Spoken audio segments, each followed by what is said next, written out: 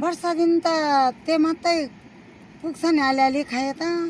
अब त्यो मात्रै मकैले चाहिँ त पुग्छ, आलु त पुग्दैन। पैसा त अब बानी गऱ्यौ, अलिअलि यसो सिगारहरू मासुहरू खानुपर्ने। फेरि अलिअलि मकै कोही बेला 1 पाथी 2 पाथी बेच्छ, अनि त खाएरै सक्छ नि।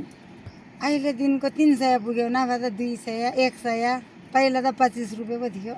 अहिले 300 दिन्छ है? अहिले 300 दिन्छ। काम चाहिँ के गर्नुपर्छ? आलु मकै रोप्नुपर्ने, सिजनमा आलु रोप्नुपर्ने, फेरि गोड्नुपर्ने, झार तान्नुपर्ने। तपाईँहरू अनि खेताला गइहाल्दा यो बाँदर चाहिँ कसले पर्खन्छ रुन्छ? हामी एकजनाले त छोड्नु हुँदैन नि, 1 जना 2 जनाले त दिन्छ। सबैले लोथोर्के मृगले नि यसपालि त टुप्पादेखि खान्न रहेछ, भालु बाँदर। अनि अब त झन् त्यो सेतो ढेँडुले पनि खाने। भालु नि आउँछ यहाँदेखि? भालु आउँछ नि, अब त डर पो, बेलुका हिँड्नु त डर लाग्छ। भालुले खाएको 1 साल त यहाँदेखि उता केही नराखेको। भालुले मान्छेलाई त केही गरेको छैन नि? मान्छे त केही गरेन। अहिले त उहिले हाम्रो ससुरा टोक्यो पछि त। ए, मान्छे ससुरालाई टोकेको है? अनि म यस्तो दाँतहरू उता झराको भने यताको दाँत तानेर कानहरू चौरमै त्यो अहिले रम्काजी हुनेमै खाएको हाम्रो ससुरालाई भालुले। खेती त अनि मकै आलु अलिअलि गयो। अनि गहुँ छर्छु, गहुँ पनि केही राख्दैन, बाँदर आउँछ।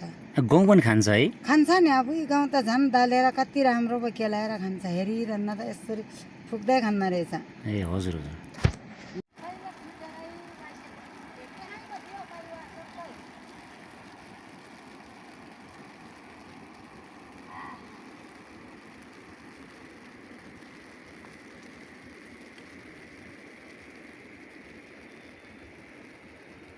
माउली तामाङ अनि के गर्नुभएको यो?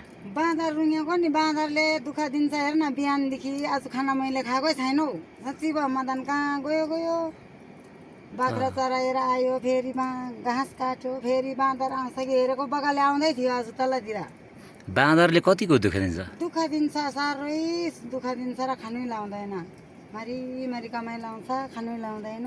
त अलिक सघाउँथ्यो, अहिले त सबै बच्चाहरू पनि कहाँ गयो। एक्लै रुङ्ना। बगाले आज धेरै यता बसेको छ।